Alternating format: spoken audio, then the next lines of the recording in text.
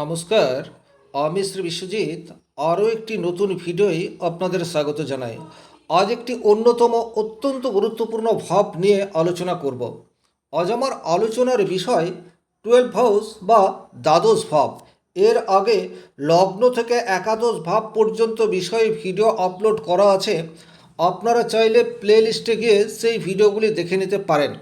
Exactly এই ভিডিওটি বা অ্যাস্ট্রোলজি আপনার বিনোদনের জন্য নয়, অবশ্যই দেখতে আপনার ভালো লাগবে না, কিন্তু আপনি যদি গভীর সমস্যার মধ্যে রয়েছেন অথবা আপনার মনে বড় স্বপ্ন রয়েছে, সেক্ষেত্রে অবশ্যই আপনার লগ্ন কুণ্ডলীকে খুব ভালোভাবে দেখতে হবে।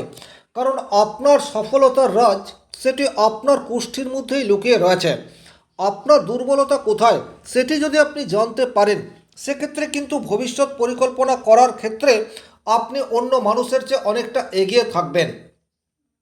ফিউচার প্ল্যানিং ইউটিউব চ্যানেলটির একমাত্র উদ্দেশ্য সেটাই, জ্যোতিষকে কাজে লাগিয়ে আপনি আপনার ভবিষ্যৎকে সুরক্ষিত করুন, আর সেই প্রয়াস আমি নিরন্তর করে আসছি। এই সিরিজের এটি শেষ ভিডিওটি কমপ্লিটলি দেখবেন এবং আপনার মনে যদি কোনো প্রশ্ন থাকে সেক্ষেত্রে কমেন্ট বক্সে লিখে জানাতে পারেন। এই ভিডিওতে কোন কোন বিষয়গুলি জানবো? নাম্বার ওয়ান, দ্বাদশ ভাব কিভাবে নির্বাচন করা হবে, দ্বাদশ ভাব কীরূপ অবস্থায় রয়েছে, আর দ্বাদশ ভাব থেকে কিসের বিচার করা হয়। এটি উদাহরণ কুণ্ডলীর সাহায্যে বোঝানোর চেষ্টা করব। আপনারা আপনাদের জন্মকুণ্ডলীর সাথে বিষয়টি ম্যাচ করিয়ে বোঝার চেষ্টা করবেন। অত্যন্ত সহজ বিষয়, মনোসংযোগ করলে নিজেই বুঝতে পারবেন, কোনো ডাউট নাই।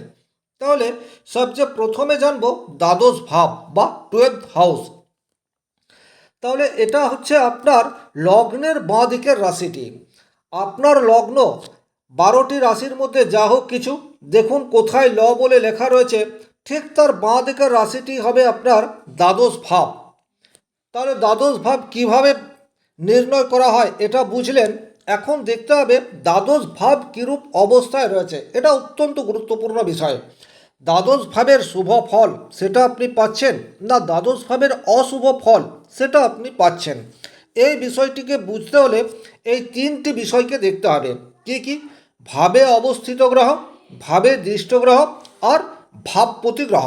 তাহলে এখানটাতে দেখুন, দ্বাদশ ভাব কন্যা রাশির ঘরে রয়েছে এবং কন্যা রাশিতে কোনো গ্রহ এই জন্মকুণ্ডলিতে নেই।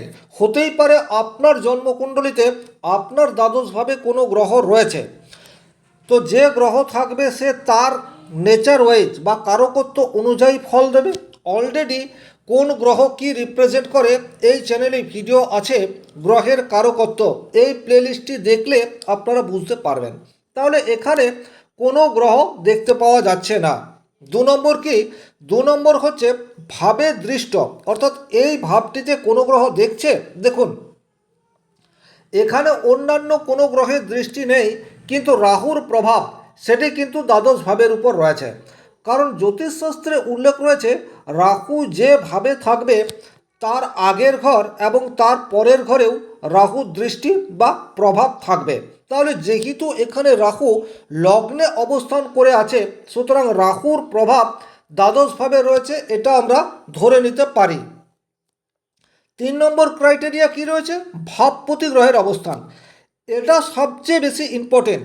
আপনার দ্বাদশ ভাবের অধিপতি গ্রহ সে যদি বলবান হয়ে থাকে বা শুভ গ্রহের সাথে সংযুক্ত অবস্থায় থাকে বা ভালো কোনো ভাবে অবস্থান করে, তাহলে কিন্তু দ্বাদশ ভাবের অশুভত্ব এটা অনেকাংশে হ্রাস পায়। সাধারণত দ্বাদশ ভাব ত্রিক ভাবের অন্যতম।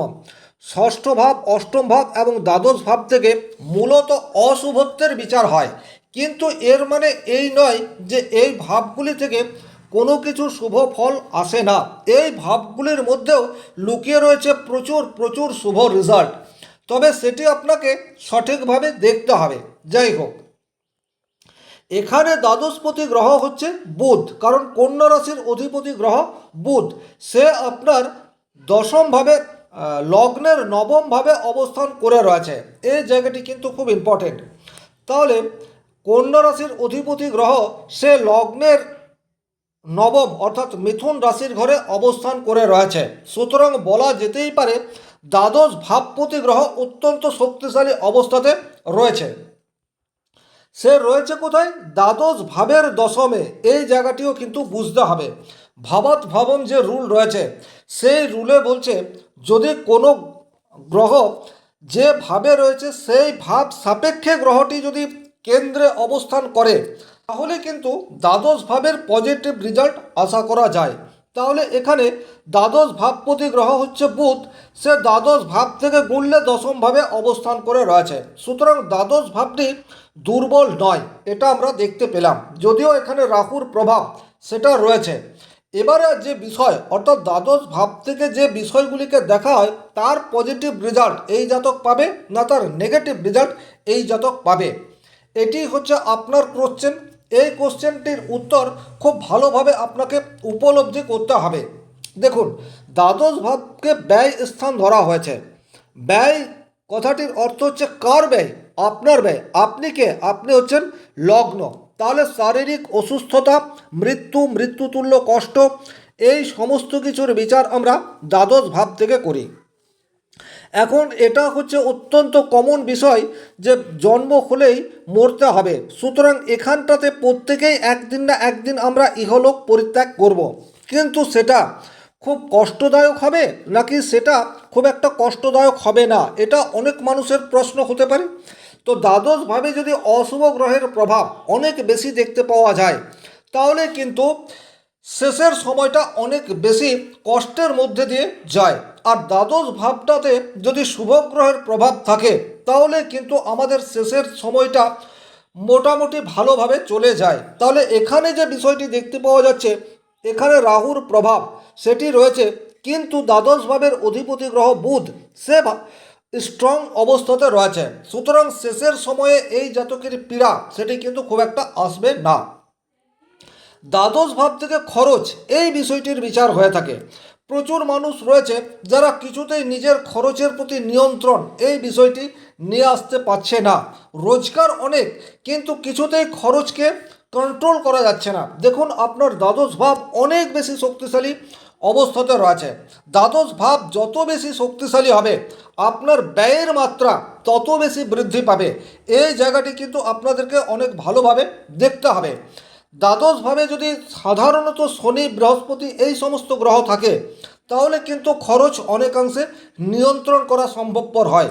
কিন্তু দ্বাদশভাবে যদি শুক্র, রাহু, মঙ্গল, বুধ, রবি এই সমস্ত গ্রহের প্রভাব থাকে, তাহলে কিন্তু খরচের প্রতি নিয়ন্ত্রণ এই বিষয়টি সম্ভবপর হয় না। এই জাতকের ক্ষেত্রে যেমন দেখুন, এখানে রাহুর প্রভাব রয়েছে। রাহু অতৃপ্তির কারক গ্রহ। আবার দ্বাদশ ভাব থেকে ট্রাভেলিং এই বিষয়টির বিচার করা হয়ে থাকে। লগ্ন তুলা, অর্থাৎ শুক্রের অধীন হচ্ছে এই জাতক। শুক্র সব সময়ে ট্রাভেল করাকে পছন্দ করে। সুতরাং এখানে অনেক বেশি খরচ এই বিষয়টি থাকবে। দ্বাদশপতি বুধ সে অত্যন্ত শক্তিশালী রয়েছে। সুতরাং খরচের প্রতি নিয়ন্ত্রণ এই জাতক করতে পারবে না, সেটি বলাই যায়। এখান থেকেই বিচার করা হয় মোক্ষ লাভ, অর্থাৎ আমরা আমাদের যে পার্থিব জীবনের চাহিদা, সেই চাহিদাকে কাটিয়ে উঠে অপার্থিব চাহিদার পেছনে কতটা ধাবিত হতে পারবো, এই বিষয়টির বিচার সেটি কিন্তু দ্বাদশ ভাব থেকে হয়ে থাকে।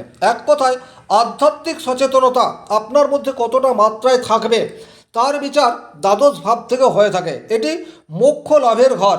তাহলে এখানে যদি শুভগ্রহ অবস্থান করে, সেক্ষেত্রে কিন্তু আধ্যাত্মিক এই বিষয়টি জাতক বা জাতিকার মধ্যে সহজাতভাবেই দেখতে পাওয়া যায়। কিন্তু এখানে যদি অশুভ গ্রহের প্রভাব বেশি মাত্রায় দেখতে পাওয়া যায়, তাহলে কিন্তু আধ্যাত্মিকতার পেছনে খুব একটা ধাবিত হতে দেখা যায় না, বরং অনেক বেশি প্র্যাকটিক্যাল করে তোলে মানুষকে। এখান থেকেই বিচার করা হয় বিদেশ, এই জায়গাটি কিন্তু খুব ইম্পর্টেন্ট। এই ভাবটিকে আপনারা দেখুন, এই লগ্ন সাপেক্ষে রাহু সেও কিন্তু বিদেশের কারক গ্রহ, এবং দশম ভাবের অধিপতি মাফ করবেন, দ্বাদশ ভাবের অধিপতি বুধ সে বাক্যের কারক গ্রহ। সুতরাং এই জাতকের কিন্তু বিদেশ থেকে অর্থ উপার্জনের একটা সম্ভাবনা সেটি কিন্তু তৈরি হয়ে যাচ্ছে।